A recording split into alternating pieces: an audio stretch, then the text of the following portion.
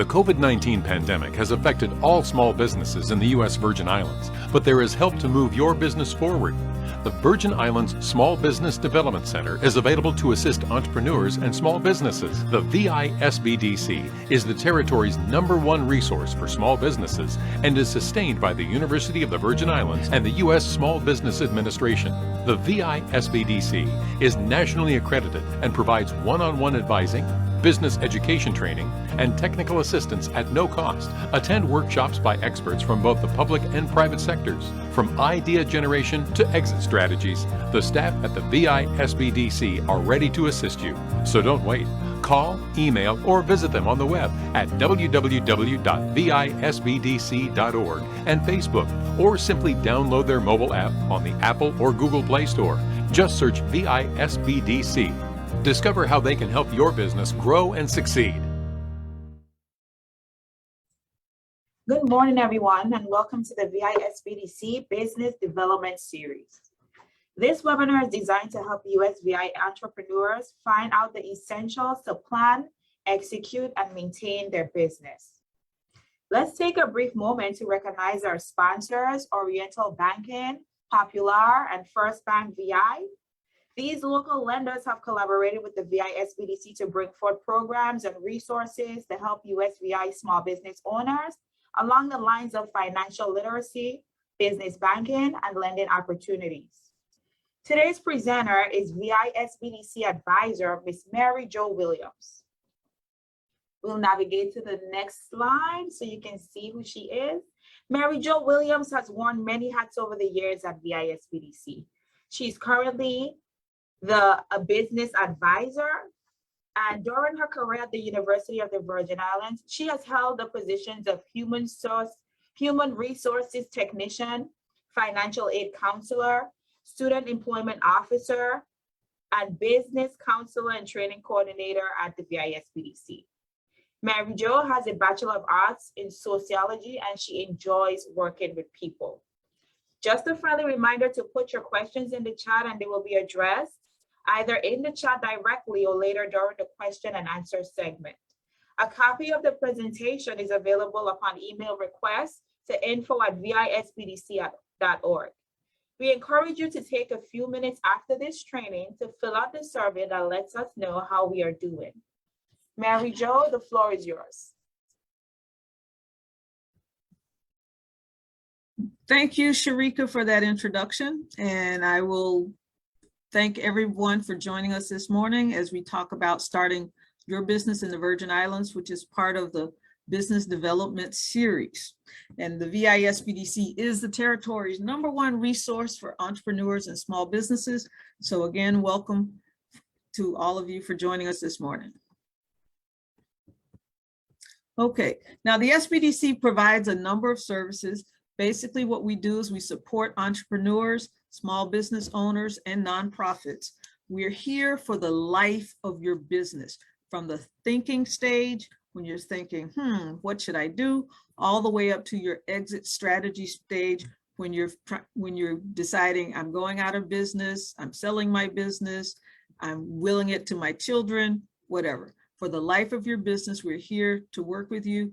And if you no longer qualify as a small business, which means you have 500 employees or more, well, we'll be happy to leave you go at that point also. Okay, so we offer no cost technical assistance and no to low cost trainings. Now, among our other services is we assist you with your business plans. Now, we don't write them for you, but we do assist you. We provide you with templates. We review the information that you've put in your plans. We help you with your financial projections. So we want to make sure that you dot all your I's and cross all your T's before you submit that business plan to a potential lender. But most importantly, that business plan is your roadmap for your business. It says what you're doing, how you're doing it, why you're doing it, what kind of expenses are associated with doing what you do, what kind of revenue you can anticipate making from that business. So that business plan is your roadmap, and we're here to help you to make sure you put your roadmap in place. We also assist with financial analysis, marketing, and loan applications. Now, to tell you a little bit about our local impact for our fiscal year ending September 30, 2021, we helped businesses capitalize over $11 million. No, we didn't lend them the money. We don't give them grants. That's loans we help them to apply for. That's monies from their savings that they put into their business, but it had amounted to over $11 million. We helped to support over 1,700 jobs. We worked with 750 different clients. We helped 7 businesses to get started. We provided over 4,000 hours of one-on-one advising, 116 training events, and we had over 3,000 participants that attended those training events. Now, the SBDC is known as small but mighty. Along with our small cadre of business advisors, we also have a group of consultants that we contracted to work with us so that we can provide subject matter expertise in areas that the SBDC staff does not have expertise in. Now, all successful companies are in the business of providing solutions to customers' needs, desires, or problems. Now, the question you should answer when you're creating your mission statement is, what solutions do I provide? What must I do to make sure that the solution I provide is consistently delivered? And basically, you want to find a need and fill it when it comes to going into business, okay? And while we're going through the presentation, you can make some notes so we can answer those questions in the chat, or depending on the size of the audience, we might be able to answer those online.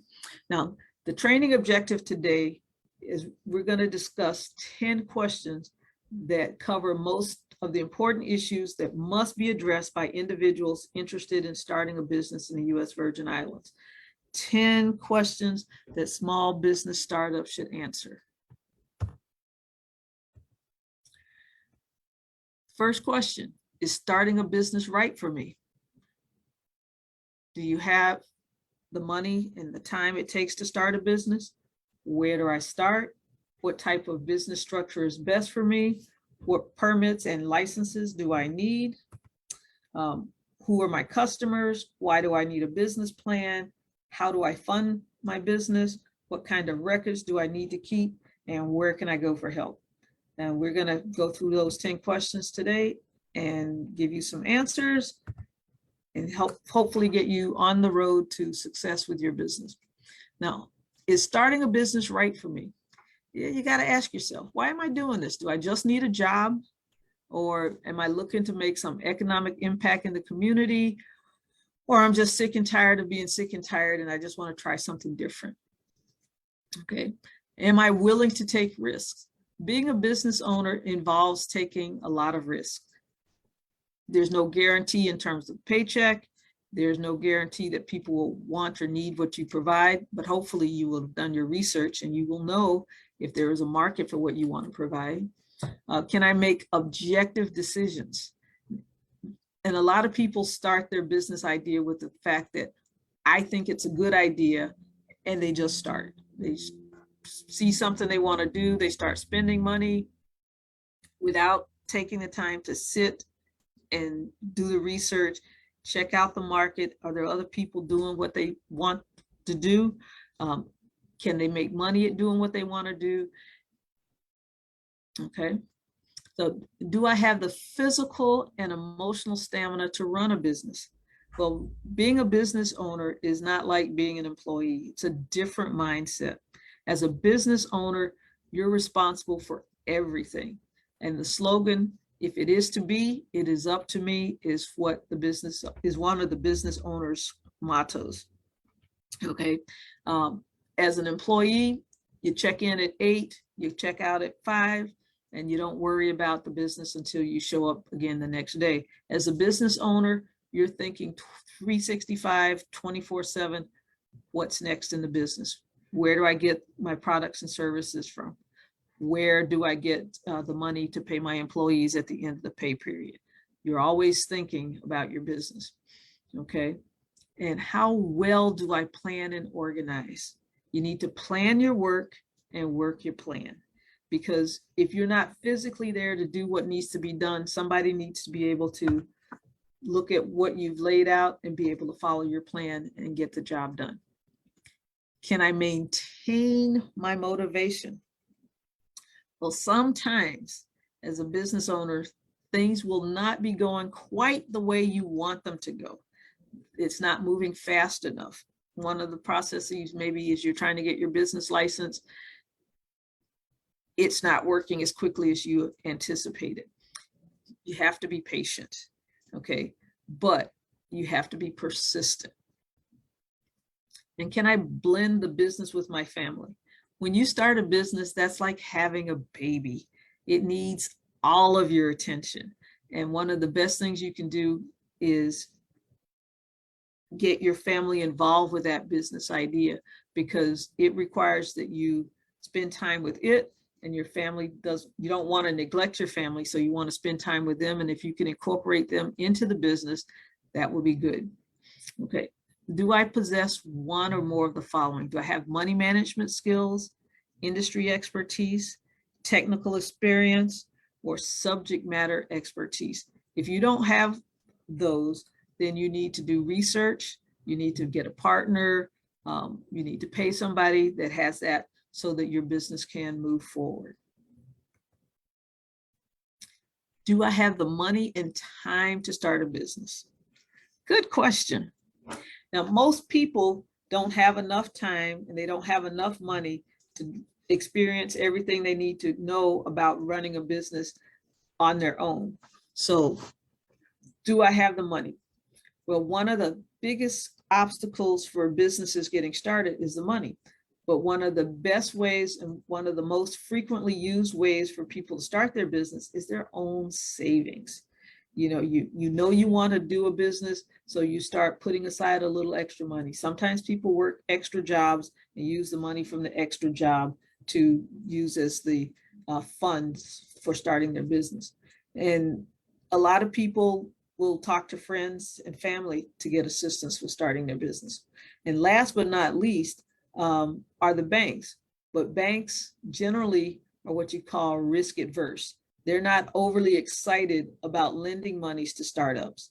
They do lend to startups, but they're not overly excited about it. And that's probably going to be your area of last resort in terms of getting funding for your business. And generally, it's going to take more time and more money than you expect. So basically, what you want to do is do your planning first. Write your stuff down, and your business plan will help you with that. Okay, you want to write down your ideas. Who do you want to serve? What do you want to do? Where do you want to do it? When do you want to do it? Why do you want to do it? And how are you going to do it? Begin with your industry research.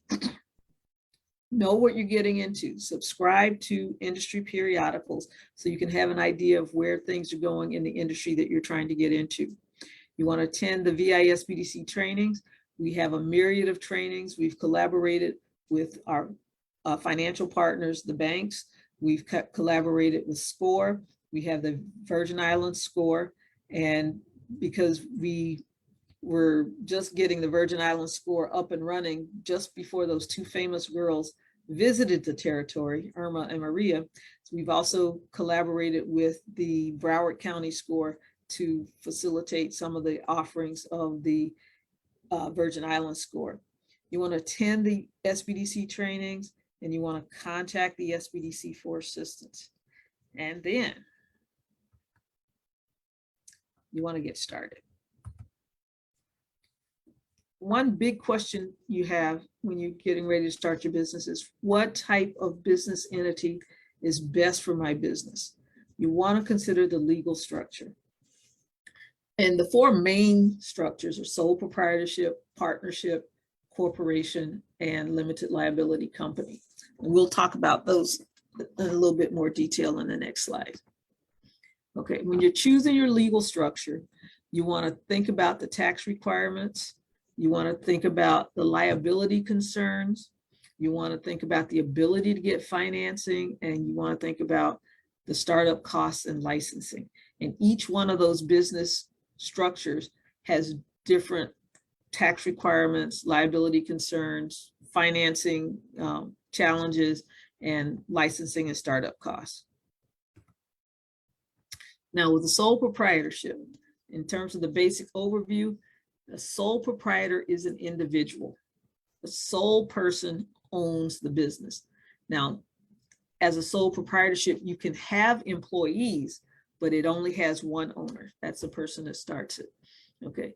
Now, there's no difference between the individual and the business when you have a sole proprietorship. There's no, you're totally liable for whatever the business does as a sole proprietorship. So there's no protection of your personal assets if there's a challenge with your business. Okay, the owner is responsible for all the debts and all the contracts, and the profit and loss of the business flows through on your personal tax return. You would fill out a Schedule C that's attached to your 1040. But a lot of people start their businesses as sole proprietorships because a sole proprietorship is easy to establish. But again, like I said, one of the cons of having a sole proprietorship is there's unlimited liability. There's limited access to capital because they're looking at your personal credit worthiness, and the life of the business is limited because a sole proprietorship is an individual. If that person passes away, technically the business ceases. Now, in terms of partnership, as a partnership, that's two or more people that have decided to go into business together. And you should have a partnership agreement saying who's responsible for doing what in the partnership. Again, there's no legal entity. All the responsibility falls on the partners in terms of the debts and the contracts. The partners are proportionally responsible for the profits and loss on their personal tax returns. It's just like the sole proprietorship is relatively easy to set up, but you're not by yourself. Okay, and I've also heard it being said that a partnership is a leaky ship because you have to consider other person's interests and thoughts as you go forward with the business. Some of the cons for that partnership is that there's unlimited equal liability. You have to share the control of the business. You can't just decide by yourself you're going to do X, Y, Z. You have to consider the partners in the business. And there's limited transferability. You have to, as you set up the partnership, you have to decide if one partner decides to go, they no longer want to be associated with the business, how does that ownership transfer? So you want to make that agreement in advance of starting the business. Then you have the corporation. Now, the corporation becomes an entity separate and apart from the people that start the business. It can sign agreements. It's a separate legal entity. It has limited liability. It has an unlimited life. Whereas if in a sole proprietorship, the person that starts the business dies, the business dies. But in a corporation, the business is there in perpetuity. And if you don't want it to go in perpetuity, you have to actually terminate its existence. Okay, there's some of the cons of a corporation is there's some increased administration, there's increased costs, more so than with a partnership or a sole proprietorship. So you create a corporation by filing articles of incorporation. And again, like I said, it's a separate entity from the individual. Owners have limited liability, which is a good protection for your personal stuff. And owners personally guarantee loans that are generated by a corporation. And you have a couple of different kinds of corporations. You have the C Corp, you have the S Corp, and you now have a B Corp, which is set up for social entities. And our last form of ownership that we're going to talk about here today is a limited liability company. A limited liability company is created by filing articles of organization. The LLCs combine limited protection and flexible tax status. So you sort of get the best of both worlds of being a sole proprietorship and being a corporation. Members guarantee the loans. Members disclose the profit and loss of the business on their personal tax returns. Some of the pros for the limited liability corporation are the same as for a corporation: easier to administer and flexible tax structure. But some of the cons, again, are the increase in the startup fees, and the different states have different rules and regulations about limited liability companies. So you just familiarize yourself with those for the VI. Fifth question: what permits and licenses do I need? Well, you have to register your business and you have to get licensed. Now, these two items on this slide should be flipped. The first should be registering your business, and you do that with the Lieutenant Governor's office. You register the trade name, which is the name that you're going to use for the business. And then in registering your business, you have to tell the Lieutenant Governor's office what's going to be your form of ownership. And once your business is registered, then you apply for a license with the Department of Licensing and Consumer Affairs. And because the government only makes money the government makes money by charging fines, fees, and taxes. So with the Lieutenant Governor's office, in terms of registering your business, you do that every 2 years. And in terms of licensing, with the Department of Licensing and Consumer Affairs, you register your business every year. And if you're delinquent in doing that in a timely fashion, there are fines to go along with the fees. Next question when you're looking to start a business is, who are my customers? And actually, even before you register your business, even before you get your license, you want to be looking at who are your customers. You want to be working on that business plan, because the small business owners should know who are going to be their customers so that they can generate the revenues from the business they want to generate. Who is my ideal customer? What's their age range? What's their income bracket? How do you reach them? How do I get them to buy my product or service? How do I keep them? And how do I increase my customer base? Okay. When you're talking about who are your customers, you need to look at what products you're going to offer, okay? And what are you producing and what benefits does it offer the customer? Production, how is it produced and at what rate?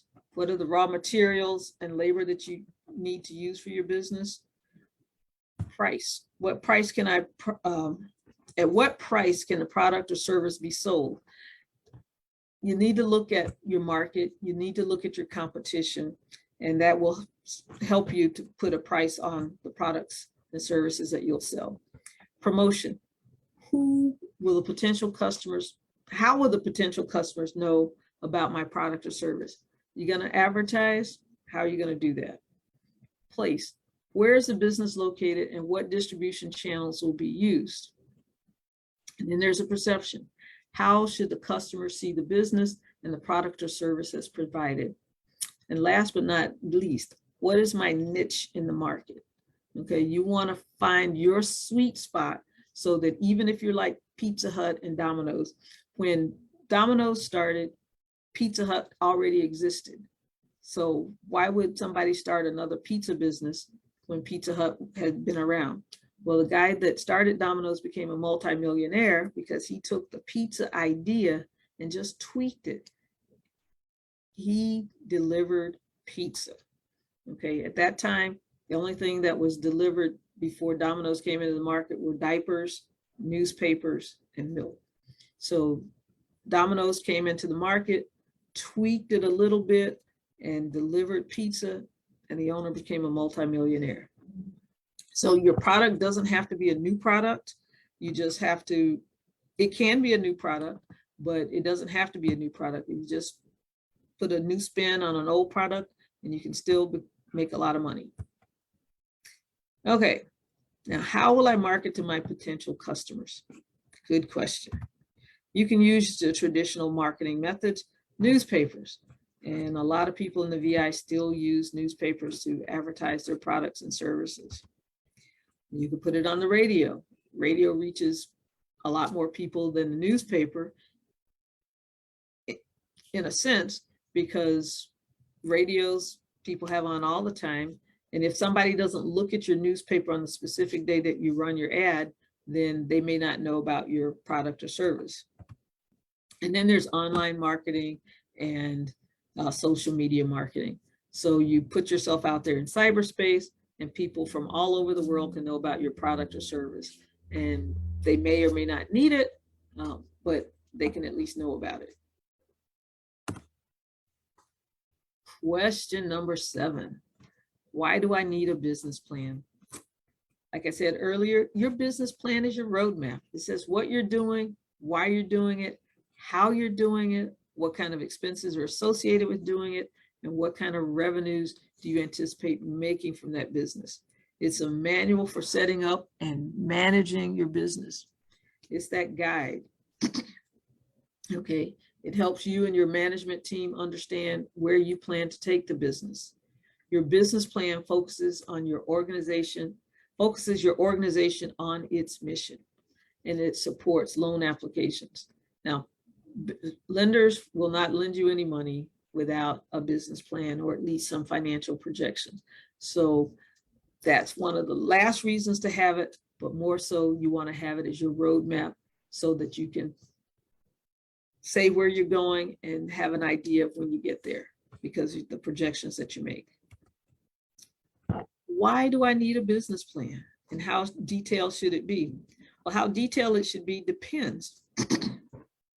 A simple, short-term focused business plan is adequate if you're going to run a home-based business, and the plan is only for your benefit. However, if you intend to expand your business, hire employees, and open multiple locations, then your plan should cover the long-term issues more extensively and be longer. It should explain your assumptions about how you came up with the numbers in your business. And we'll talk about that in a few more slides. Okay, now your business plan. You have an idea. The idea, you start things, and it's not rocket science. Starting a business is not rocket science, but you do have to plan your work and work your plan. Okay, when you're starting a business, like I said, you have to think about the legal structures, the registrations, the taxes, the record keeping, banking, and insurance. And you want to do that on paper prior to taking money out of your pocket and investing it in the business. And then you want to grow your business. Grow it to the point where you can afford to have employees, have a payroll, and need financing. But in the beginning, the business, if it is to be, it is up to you. Okay. Now, the business plan basically has 3 parts. You have the narrative, which is the story. You're telling about what you're going to do in the business. All right. And then in part 2, you have the numbers, and numbers explain how the narrative works. Okay. And part 3 is your supporting information. Okay. The narrative tells the story. The numbers explain how the story unfolds, and it must line up with the narrative. And then your supporting documents, such as the resume of the business owner, your tax returns, your business license, your trade name registration, etc., all supports the information that you have in your narrative and the numbers. And all of those things must jive. Now, some insider tips from the pros. No one is going to believe in your business idea nearly as much as you do. And I always tell people, every idea is a good idea, but what you have to determine is it good for you? Is it good for here? Is it good for now? And can you make money at it? Okay. If you've got a great idea, say you sell a pen for $1 and the pen costs 75 cents to make, but nobody wants to pay more than 50 cents for the pen, even though it's a great idea, you can't make a profit if people only want to pay 50 cents for what you're trying to sell for $1, even if it costs you 75 cents to make it.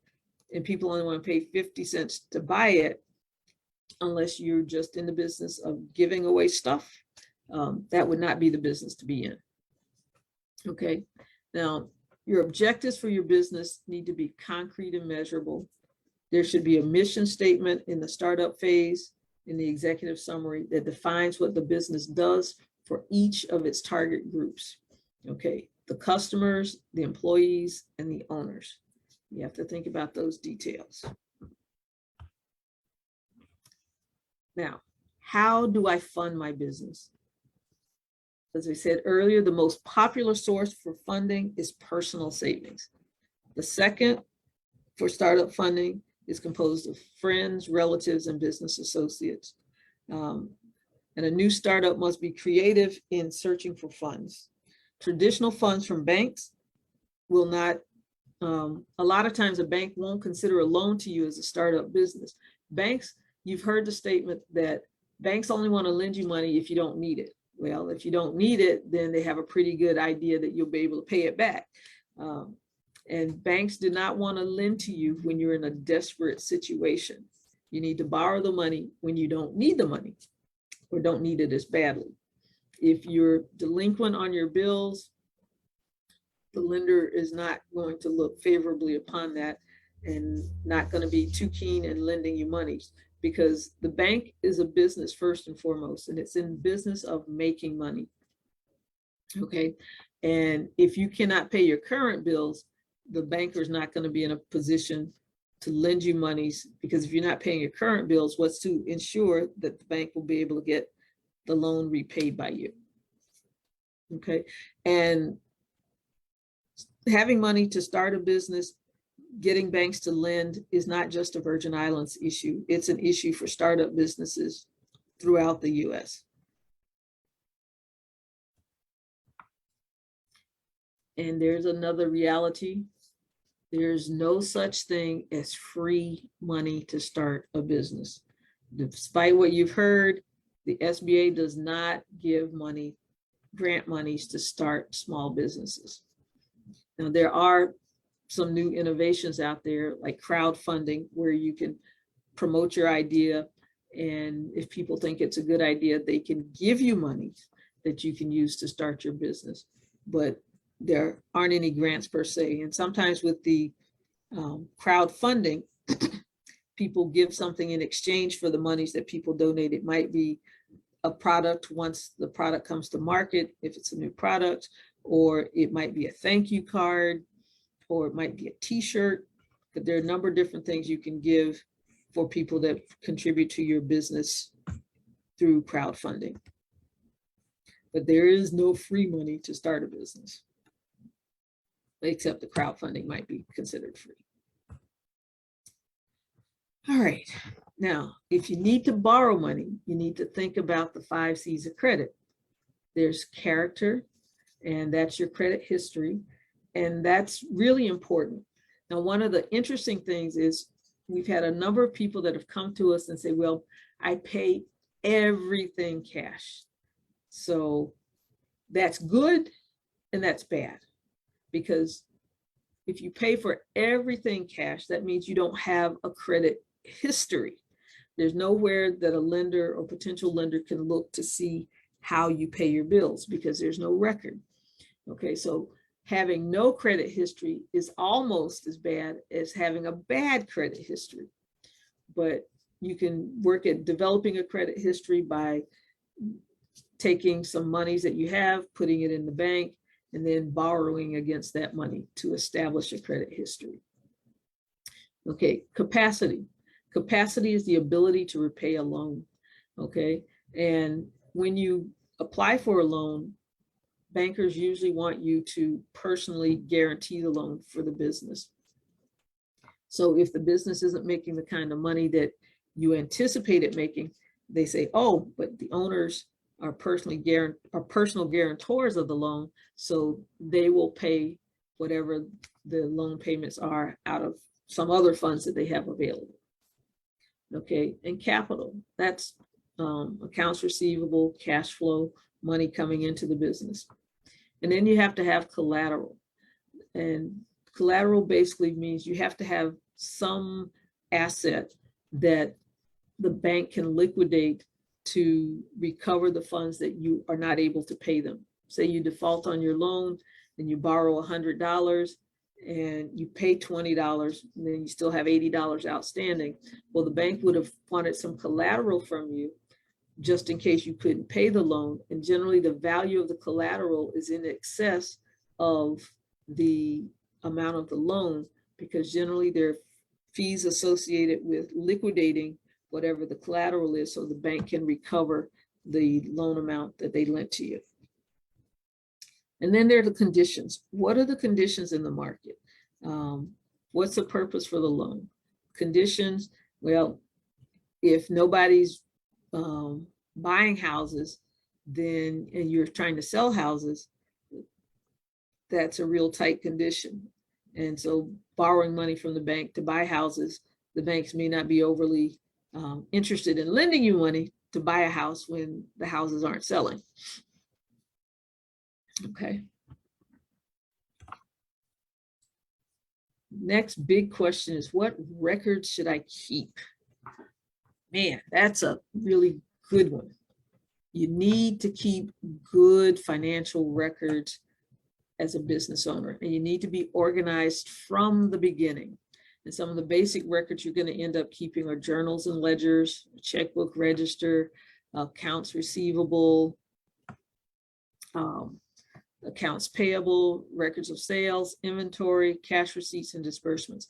Remember that all financial records are historical documents. So let's go in a little bit more detail. Records are required to prove income, deductions, and profit and losses for each year. So you want to keep receipts for whatever you buy. You want to keep a track of what incomes you've received. And a good way to do that is using software to track your finances, like QuickBooks or Quicken. Those are some software tools, but you need to be aware of how those tools work because garbage in, garbage out. You want to use a good filing system to track business-related expenses for deductions, and you want to keep good and accurate records, okay? Because if you don't have good records, if you don't have records, period, then you might not be in a position to take advantage of some opportunities that come up. Now, with COVID-19, we had a lot of small businesses that were not able to operate for a time. So the federal government came up with some programs that allowed businesses to receive some funds to sort of tide them over until COVID sort of passed by.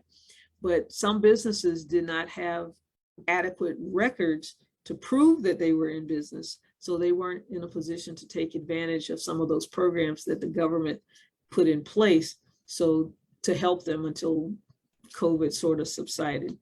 So if you don't have records, you're not going to be in a position to take advantage of services that are out there.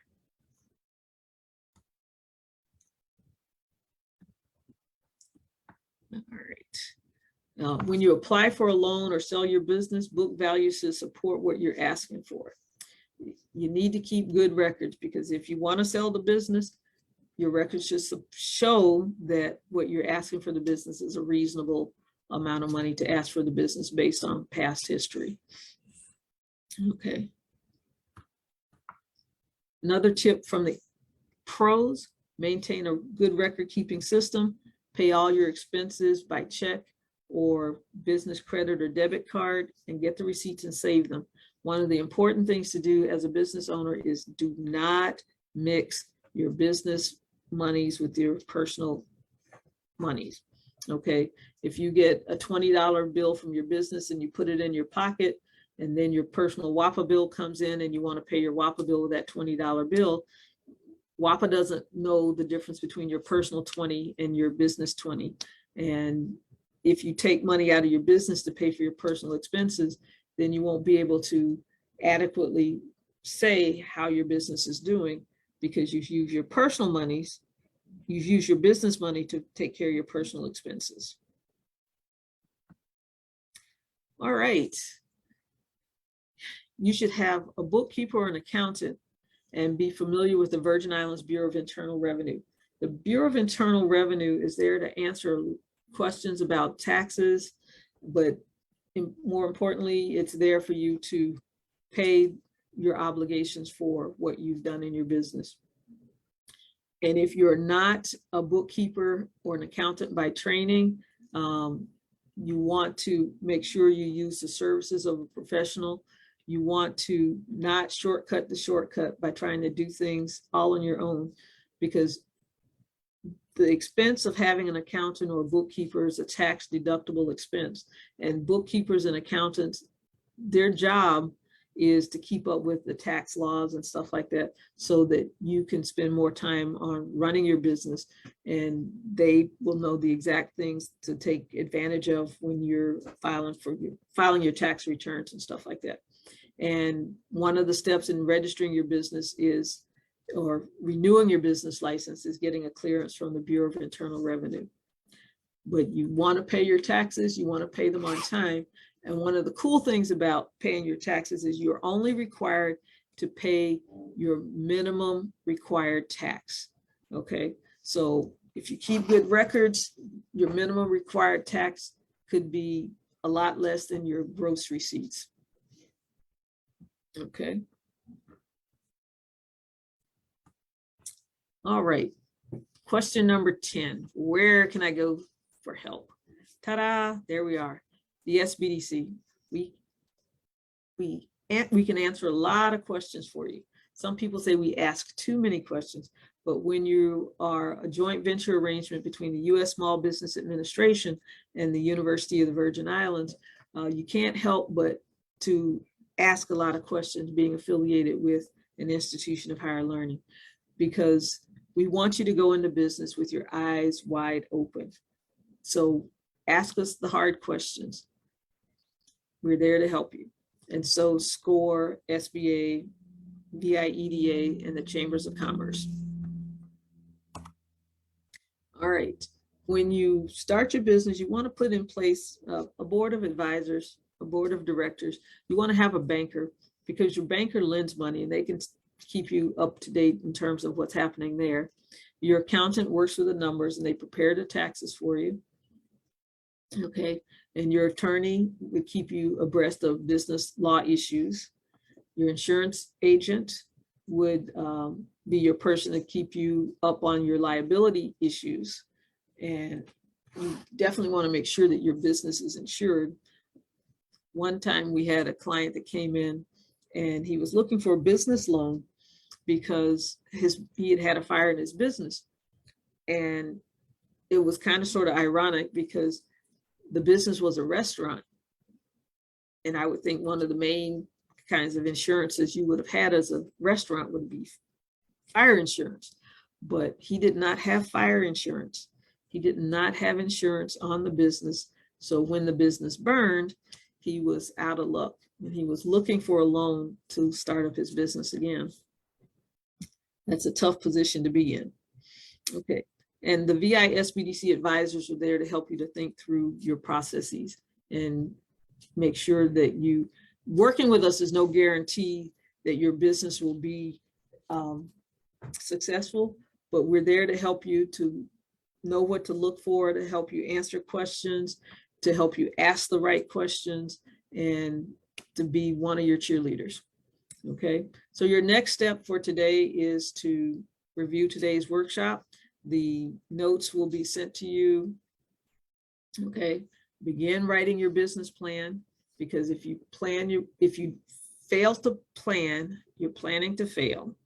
Okay, so you want to put on paper what you're doing, how you're doing it, why you're doing it, what kind of expenses are associated with it, what kind of revenues you anticipate making from it, because before you take all of your money out of your savings, run up your credit cards, and mortgage your cat, your dog, and your firstborn to find out that that business idea really isn't going to do what I wanted to do. It's much better if you find that out on paper before you have to mortgage your firstborn. Now, if you have any questions, write them down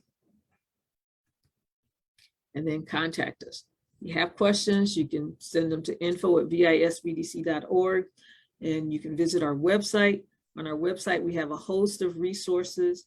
If you go to the resources tab, and under that tab, there's a frequently asked questions section, and there's also a business life cycle section.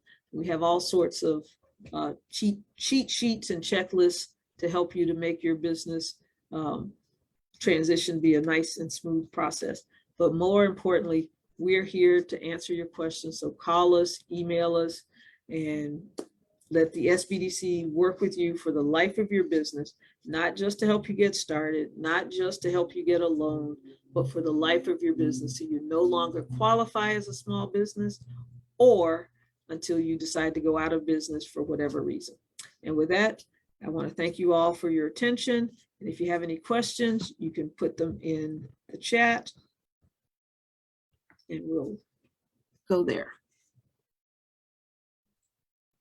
Okay, so while we wait on the questions to be typed into the chat, I'm just going to go ahead and highlight Small Business Week 2022, as we have some in-person events that's going to be happening. We're going to start off primarily with the USVI SBA kickoff video launch.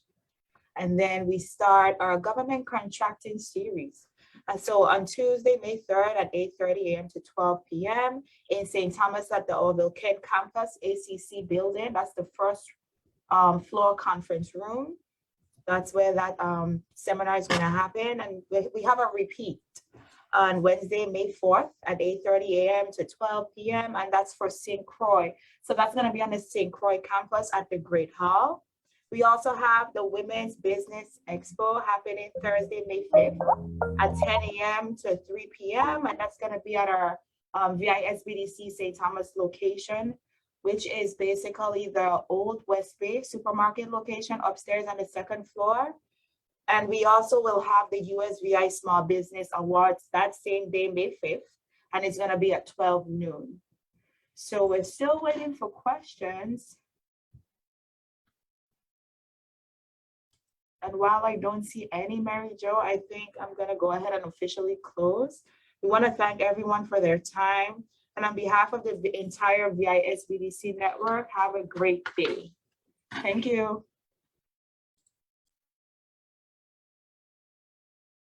Thank you.